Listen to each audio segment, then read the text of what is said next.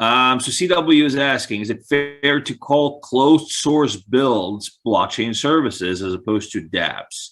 Why is an emphasis on open source code important? Sure. I'd like to answer that. I know you. CW said you would like to answer that. That's why I'm asking, Joe. So, what is decentralization from a grounded perspective, right?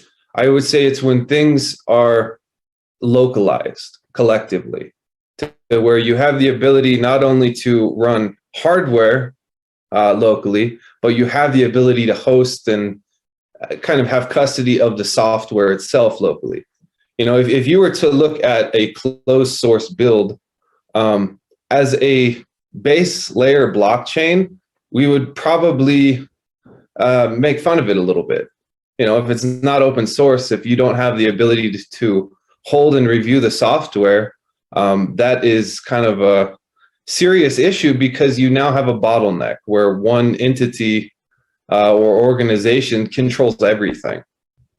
So ideally, in terms of a decentralized application, it's an application where the source code is open and you have the ability to locally run, compute, interact, and you kind of have end-to-end open source freedom with that application.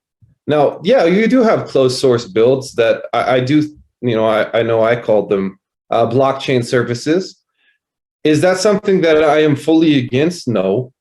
I think that sometimes the service they offer exists because it's superior to that of what actual decentralized application is offering, which hopefully creates an incentive for that other player to improve. But if you don't have the ability to have custody of the code, it's not decentralized, my opinion. And I think that as we see the space evolve and develop and kind of take on the, let's just call it more corporate business mindset, we'll see a shift away from open source. And ultimately, I think we need to call that what it is. It's a blockchain service, not a dApp.